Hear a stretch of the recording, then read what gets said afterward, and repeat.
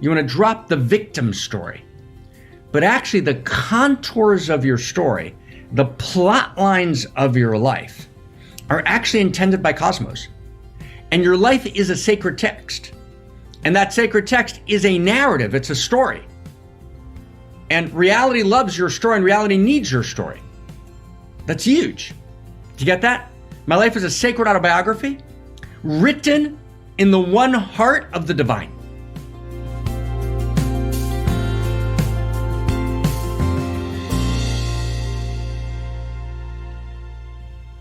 Who's ready to go? Who's ready to go? Who's ready? Are we ready? Are we ready? Who's ready? Are we ready? We're going to step and we got to go to the next step now. We're going to take a big, huge, right, important and not simple next step. When we say, right, friends, when we say reality is not merely a fact, reality is a story. And reality is not an ordinary story. Right? Reality is a love story. And reality is not an ordinary love story.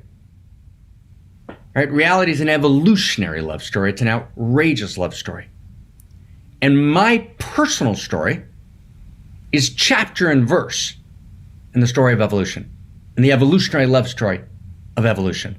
I'm in the context of the infinitely intimate personal dimensions of my life, which are precious glimmerings, fractals of infinity, uniquely incarnate as me, the evolutionary impulse literally throbbing in me, right?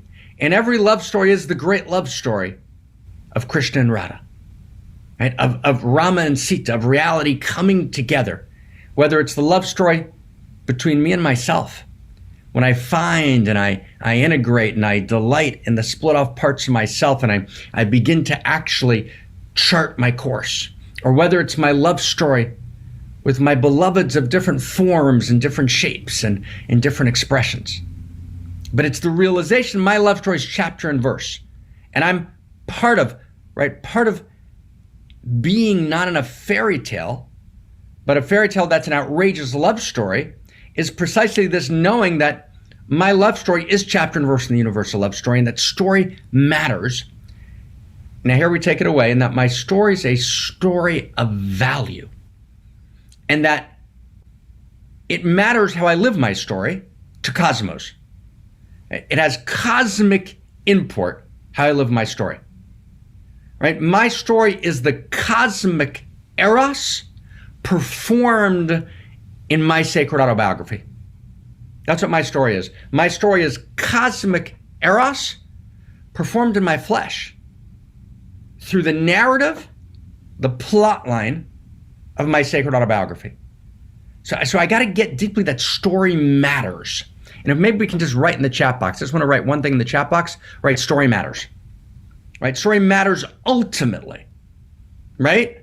And it matters what side you're on, and it matters what position you take.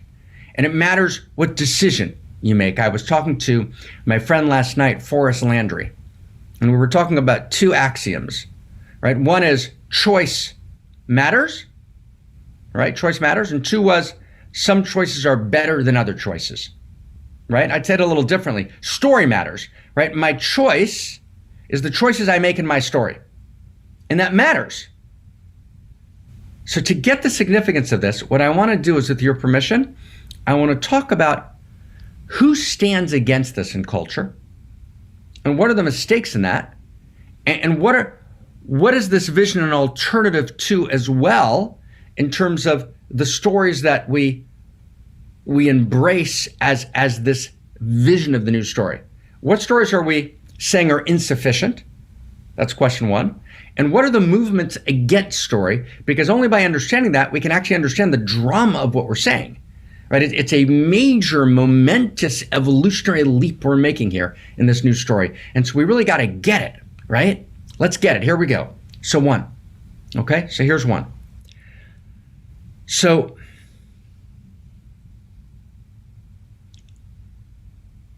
my dear and wonderful friends, my wonderful Buddhist friends, who have done so much good, and we can love each other, but also really critique the pieces that are missing. So one of the major gifts of Buddhism was to really bring the practice of meditation to the West, which is fantastic.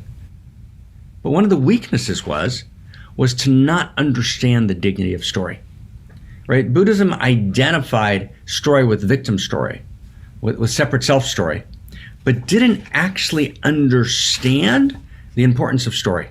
And I want to invite everyone, if you have a chance, I had the privilege, 15 years ago, for Simon & Schuster to write a book called Soul Prints, right? Soul Prints.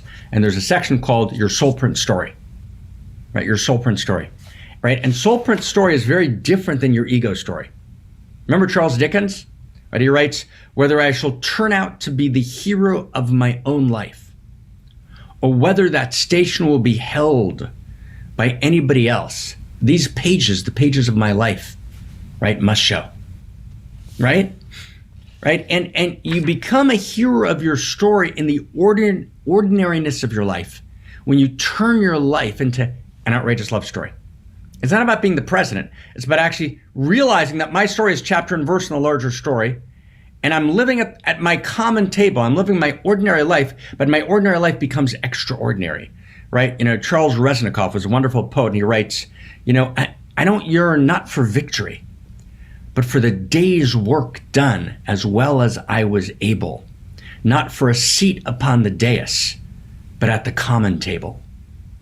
But the common table is unique, right? We each live our common story uniquely with this wildly unique contribution, and we need to understand that story matters.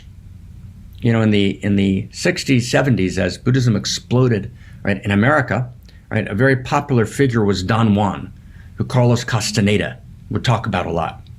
But Don Juan actually misunderstood story. Don Juan writes, I'll just give you an example, in one of the books of Castaneda, he writes, I had a terribly strong attachment to my personal history. I honestly felt that without my personal history, my life had not continuity or purpose. And then Don Juan says, and then I became enlightened, and I dropped it one day when I felt it was no longer necessary. That's exactly what we're not saying. Again, this is really important. This is really important. You want to drop the petty contractions of your story. You want to drop the loops you're in about he said and she said and this, right? There's a lot to drop. You want to drop the victim story. But actually the contours of your story, the plot lines of your life, are actually intended by Cosmos. And your life is a sacred text. And that sacred text is a narrative. It's a story. And reality loves your story, and reality needs your story. That's huge. That's a whole different understanding. I need to actually understand that my life is a sacred autobiography.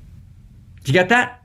My life is a sacred autobiography written in the one heart of the divine. My life is a sacred autobiography written in the one heart of God. That's what it means to live an outrageous love story, and that God needs my story. It's not just that God loves my story. And by God, we mean the infinity of intimacy that knows my name, right? The God you don't believe in doesn't exist, right? Not that God, right? The infinity of intimacy, the incessant, ceaseless creativity of cosmos that inheres in all of reality, holds you in every second and knows your name, madly, not just loves your story, but needs your story, because your story is part of the sacred autobiography of God. Wow. Nikos Kazantzakis writes, and he sums up this new understanding, right, of the lineage, of the new story, of the best integration of all the interior and exterior physics of reality together, right? He says, we are the saviors of God. My story saves God's story. God's story can't be redeemed without my story. My story matters ultimately. Does everyone get that? That's huge. So one movement against story, right, is this notion, Don Juan expresses it, but it also appears very strongly in Theravadan Buddhism. It appears very strongly at places like Spirit Rock on the West Coast, and the meditation centers in Massachusetts, right, and in the entire spiritual frame of the Western world. My friend Eckhart Tolle, right, talks about this a lot, and it's wrong. Right? It's about move beyond your story. No. Move beyond your victim story. Reality is not a cruel joke. Right? Reality is not a cruel joke. It's not capricious. Reality didn't create your life in the context of a story in order to fool you. No. Distinguish between your victim story and your unique self story. Right? Distinguish between your sacred autobiography and the loops you're stuck in. Distinguish between us. The first movement against story is this kind of Buddhist movement against story that got adopted by the kind of Western human potential New Age movement, and it's tragic. Right? It doesn't distinguish between your unique self story and your story, which is your outrageous love story. Your story matters. So that's one. The second movement against story, right, that we need to reject, we need to move beyond. And again, whenever we reject something, we take the best of what it offers. So when Buddhism says move beyond your story, we say, okay, yeah, move beyond your victim story. It's true but partial. The same thing with the next movement in culture that rejects story, which is in some deep sense psychoanalysis. Psychoanalysis says, right, you're always psychoanalysis, psychology, right, says you're stuck in your grandiosity. You're stuck in a character disorder. You're stuck in your neurosis, right? Well, not exactly. Not exactly. Yes, you got to work sometimes with neurosis and sometimes with character disorders and sometimes with narcissistic disorders. But that doesn't mean, as psychology often does, that we devalue the dignity of my story. My story is not just something to be worked through. I work through my past story in order to stabilize in the present so I'm no longer oppressed by yesterday.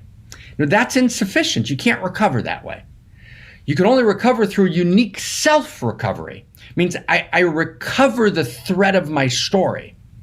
Right? Theseus, when he goes to slay the Minotaur in the Greek myth, he loses the thread of the story. So Ariadne, right, the feminine, right, helps him find his way back so he can thread his way out of the labyrinth, right, to find his way back to his sacred autobiography. Right, in Kafka's novel, The Trial, the protagonist's name is K, and K never knows what's happening. Everything's just happening. He's lost, right? He can't find the thread of the story, and he's finally destroyed at the end. So he loses the thread of his sacred autobiography. That's tragic, right? Psychology pathologizes. We need to not pathologize, but to mythologize. Mythologize, don't pathologize. Your story is your mythic life, right? Your mythic life is the great myth of your life. And so I want to invite everyone, and some of this have done this personally in Holy of Holies in a very deep way, but I want to invite everyone just to start in some way, write your sacred autobiography. And we said this a couple of weeks ago, and I don't know who started, but I want to invite everyone, write just one page. Write your mythic story. Follow your storyline. Right? Get a sense of what are the unique contours of your story. What does reality need to happen in your story? Because your story is not yours. And that's the third point. It's the realization, right? And this is the third movement against story, which is materialism.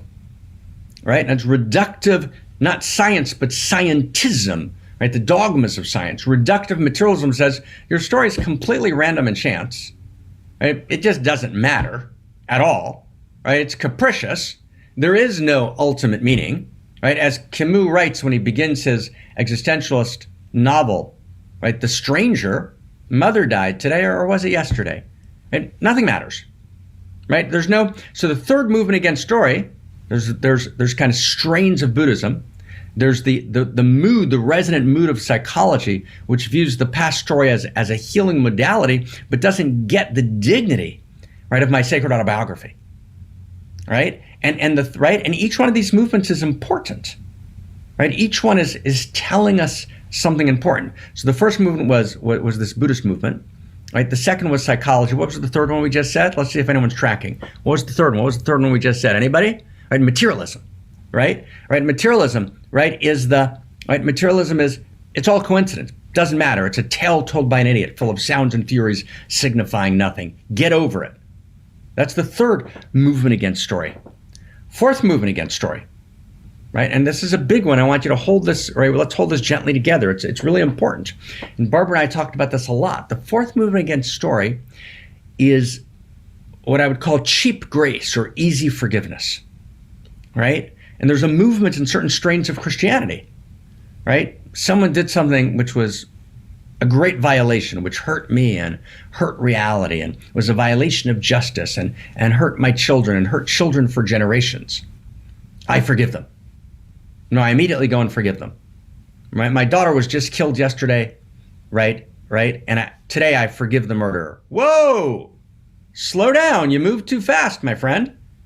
No, that's actually it's a violation of story, right? I was talking to a very close friend yesterday who has a niece, right, who was attacked on the path, right? And who's, thank God, okay. She was with her baby. That's an outrage, right? When stories violated, when false complaints, right, are spoken, when untruths are put into the public space, which violates story, you don't lightly, I forgive you. Whoa, not so easy. That's cheap grace. That's cheap forgiveness, right? Cheap forgiveness is a movement against story. Do you get that? It doesn't take story seriously. It's not truly what we would call in the lineage, it's not truly non-duality. Do you get what I mean by non-duality? By non-duality, what I mean is, right, story and non-story are one. Yes, you have to move beyond story. You move beyond your petty story, your contracted story, what we've called your victim story, your separate self story, right? Yes. And then you realize non-dual, meaning it's all one. It's one love, one heart. And absolute consciousness incarnates in your story. And as the Heart Sutra, right, implies, Nagarjuna, form is emptiness and emptiness is form. Right? Story and not story are one. You can't split between those, right? You've got to take your story seriously. No cheap forgiveness, right? No cheap forgiveness. Simon Wiesenthal, he was the Nazi hunter. And, my colleague, Marvin Heyer, I knew many, many years ago, started something on the west coast of the United States called the Simon Wiesenthal Center to honor Wiesenthal's work. Wiesenthal writes a book called The Sunflower, right, in which it's after World War II, and an SS Nazi officer is sick in the hospital where he's an orderly and says, forgive me. And Wiesenthal says, well, can I forgive you? That's not so easy, right? A friend of mine who was a friend for a period of time, right? And at a certain point, stepped out of that place, died about 24 to 36 hours ago. And I knew that he was going to pass away, on Thursday night. And I was here in Florida, and I was in bed late at night. And Christina was in New York, right? And she'll be back in a couple of days, yay. And so I was in bed by myself and just kind of deep in meditation, do I forgive this erstwhile friend? And I thought about it so deeply, right? Right, so deeply. Right, so deeply, right? And of course, the first movement is, right, forgive him. Because you can only become whole yourself if you release it, right? And I understand that. But when I went through it, I realized, wow, what he had done was so heinous. It was such a violation of my story, of the story of culture, of the larger stories we were involved with, that actually to forgive him would have been to degrade the dignity of story. It was cheap grace. So I refused. And then I went deeper, and I did. Right? You follow that with me? Right? You follow that? Right? And I did because story and non-story are one. I've got to be fully in my unique self story, and then I got to find a way to release it. And so I did three things. One is I actually realized he's about to pass and he's going to enter into the next world.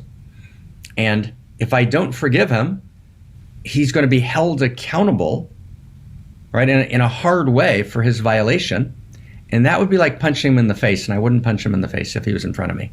I didn't want him to pass and go into the next world and get hit, as it were, for his violation, right, of my story. And so I forgave him on that grounds, right? And I forgave him because, I found the place inside of me where I could feel that place inside of him, which was broken. And so I met him, right, in that brokenness. right? And my heart opened. And so on the one hand, I didn't forgive him because I wanted to hold the dignity of story, and that was right. On the other hand, there's that moment you let go of story, right? And you move beyond and you hold this wider, insane, right? And gorgeous expanse, right? That's what we meant when we said a few weeks ago, forgiveness is the fragrance the violet sheds on the heel that has crushed it, right? Forgiveness is the fragrance the violet sheds, right, on the heel that has crushed it, right? But the point in terms of what we're saying is, it's not simple forgiveness. Cheap grace, cheap forgiveness, right, is one of the movements against story. Does everyone get that? It's a movement against story. So these are 4 movements against story, right? It's the no story position of Buddhism, right? It's the cheap grace position, right, in strains in Christianity, right? It's the psychoanalysis position, right? Your pathological story. It's the materialism position, right, of Camus, mother died today, right, or was it yesterday? All of these are what we might call movements against story. And finally, right, the 5th one, right, is what I'd call the postmodern position. And the postmodern position is there are no stories of value in the cosmos. And the postmodern position is a mixture of different strains. It's got a Buddhist moment there, and it's got a psychological moment there, and it's got a materialism moment, but it's really its own moment, right? And the way postmodernism says it is, there's no grand narratives that matter. And the only grand narrative means great story. The only grand narrative is that there are no grand narratives. But first off, that's not true, because that's a grand narrative by itself, right? It's what's been called by many thinkers a performative contradiction. You're telling a story. Your story is there are no stories. That's a story. But let's block that, right? Let's block that, right? Let's just get it deep here for a second, okay? Let's get it deep. Of course there are stories of value.